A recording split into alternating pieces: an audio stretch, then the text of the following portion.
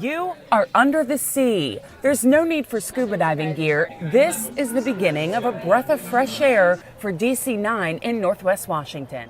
These were all plastics that we already had.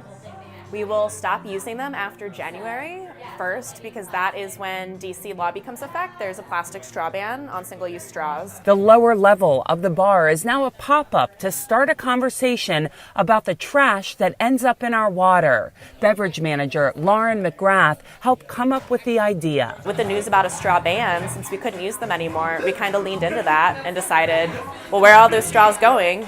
The ocean. Let's do under the sea, but a more realistic sea.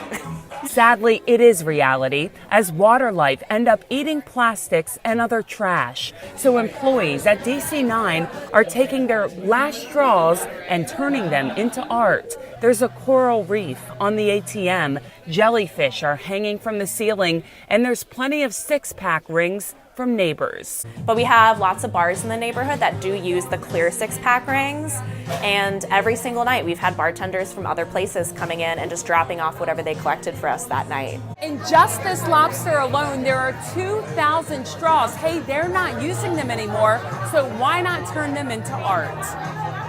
The Bay Bulletin attended the opening night. Patrons will be under the sea for the final few weeks of 2018. It took many weeks of crafting and 5 hours to build.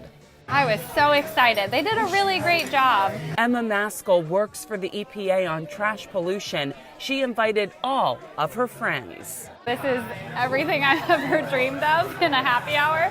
I get to talk about trash and hang out with my friends. I'm hoping that people learn that their individual consumer decisions add up over time. The DC-based group Our Last Straw helped with the build-out, twisting straws and placing them on the wall. They want patrons to take their final sip and then do the same. The group helps bars and restaurants come up with alternatives to plastics, like straws that are made from paper and hay.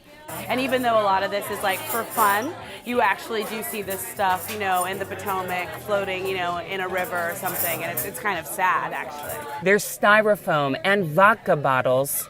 Pollution is such a solvable problem, right? We just need to reduce our consumption of these things. Through their pop-up experience, DC9 is making a contribution of $500 to the Chesapeake Bay Foundation. Every piece of plastic you see in this bar is going to outlive all of us. Cheers to DC9 for stirring it up. For Chesapeake Bay Magazine's Bay Bulletin, I'm Cheryl Costello.